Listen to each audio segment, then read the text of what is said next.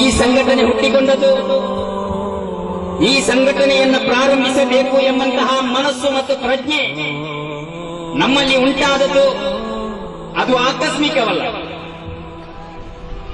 ಸ್ವತಂತ್ರ ಭಾರತ 30-40 ವರ್ಷಗಳ ಸ್ವತಂತ್ರ ಭಾರತ ಒಂದು ಸಂಕೀರ್ಣ ಹಾಗೂ ಸಂದಿಗ್ಧ ಪರಿಸ್ಥಿತಿಯಲ್ಲಿ ಸಿಲುಕಿಕೊಂಡಾಗ, ನಮ್ಮ ದೇಶ ಒಂದು ಸಂಕೀರ್ಣ ಪರಿಸ್ಥಿತಿಯಲ್ಲಿ ಸಿಲುಕಿಕೊಂಡಾಗ, ಮತ್ತೊಂದು ಸಂದಿಗ್ಧವಾದಂತಹ ಸ್ಥಿತಿಯಲ್ಲಿ ನಮ್ಮ ದೇಶ ಮುನ್ನಡೆಯುತ್ತಿರುವಾಗ, ಅಂದರೆ 90ರ ದಶಕದಿಂದ ಮೊದಲುಗೊಂಡು 80ರ ದಶಕದಿಂದ ಮೊದಲುಗೊಂಡು ದೇಶದಾದ್ಯಂತ ಕೋಮುವಾದವನ್ನ ತಮ್ಮ ಸಾಮಾಜಿಕ ಅಜೆಂಡವಾಗಿ ಸಿದ್ಧಾಂತವಾಗಿಸಿಕೊಂಡಂತಹ ಆರ್ಎಸ್ಎಸ್ ಬಿಜೆಪಿಯವರು ರಾಷ್ಟ್ರದ ಸಂವಿಧಾನವನ್ನು, ಪ್ರಜಾಸತ್ತಾತ್ಮಕ ಮೌಲ್ಯಗಳನ್ನು ಗಾಳಿಗೆ ತೂರಿ ಮನುಸ್ಮೃತಿಯನ್ನು ಅಧಿಕಾರಕ್ಕೆ ತರುವಂತಹ ಕಾಲಘಟ್ಟವಾಗಿತ್ತು ಪಾಪ್ಯುಲರ್ ಫ್ರಂಟ್ ಆಫ್ ಇಂಡಿಯಾದ ಉಗಮ.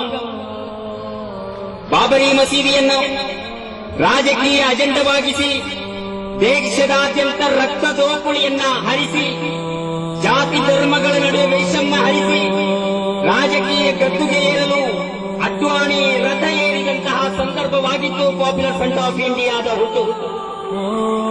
ಸ್ವತಂತ್ರ ಭಾರತದಲ್ಲಿ ನಮಗೆ ಗೊತ್ತಿದೆ, ಕಾಂಗ್ರೆಸ್ ಅಧಿಕಾರದಲ್ಲಿದ್ದ 2-3 ದಶಕಗಳಲ್ಲಿ ನಡೆದಂತಹ ಕೋಮುಗಲಭೆಗಿಂತ ಭಿನ್ನವಾಗಿದ್ದು ಬಿಜೆಪಿ ಅಧಿಕಾರಕ್ಕೆ ಬರಲು ನಡೆಸಿದಂತಹ ಕೋಮುಗಲಭೆಗಳು. ಆದರೆ ಆರ್ಎಸ್ಎಸ್ ಬಿಜೆಪಿ ನಡೆಸುತ್ತಿರುವಂತಹ ಕೋಮುಗಲಭೆ ಹಲವಾರು ನಿರ್ದಿಷ್ಟ ಕಾರಣಗಳಿಂದಾಗಿ ಅದು ಕೋಮುಗಲಭೆ ಮಾತ್ರವಲ್ಲದೆ ಫ್ಯಾಸಿಸಂ, ದೇಶದ ಹಿಂದುತ್ವ ಫ್ಯಾಸಿಸಂ ಅಂತ ಅನಿಸಿಕೊಂಡಿತ್ತು.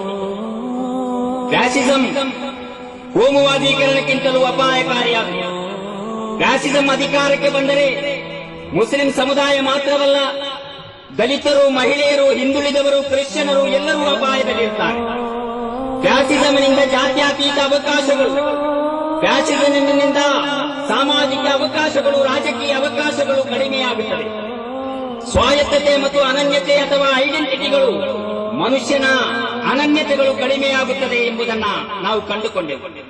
ಆದುದರಿಂದಲೇ ನಾವು ಹೇಳುತ್ತಾ ಬಂದದ್ದು ಬಾಬರಿ ಮಸೀದಿ ಧ್ವಂಸ ಒಬ್ಬ ಮುಸಲ್ಮಾನರ ಮಸೀದಿ ಇರುವಂತಹ ಒಂದು ಕಟ್ಟಡದ ಧ್ವಂಸ, ಅದು ಸಂವಿಧಾನದ ಪ್ರಜಾಸತ್ತೆಯ ಧ್ವಂಸವಾಗಿತ್ತು ಎಂದು ನಾವು ಹೇಳುತ್ತಾ ಬಂದಿದೆ. ಅಂದರೆ ಜಾತ್ಯತೀತ ಮೌಲ್ಯಗಳ ಧ್ವಂಸ. ಬಾಬರಿ ಮಸೀದಿ ಎಂಬುದು ಸೌಹಾರ್ದ ಪರಂಪರೆಯ ಧ್ವಂಸ ಎಂದು ಮನಗಂಡು ಇದಕ್ಕೆ ಪರಿಹಾರ ಕೋಮುವಾದವಲ್ಲ, ಇದಕ್ಕೆ ಪರಿಹಾರ ಭಯೋತ್ಪಾದನೆಯಲ್ಲ, ಇದಕ್ಕೆ ಪರಿಹಾರ ಆಕ್ರಮಣಕಾರಿ ದಮನಕಾರಿ ನೀತಿಯಲ್ಲ.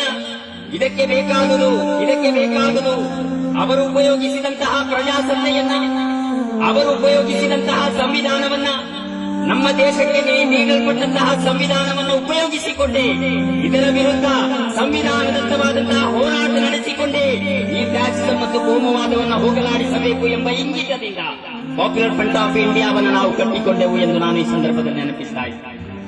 ಈ ಸಂಘಟನೆ ಹುಟ್ಟಿಕೊಂಡದ್ದು, ಈ ಸಂಘಟನೆಯನ್ನು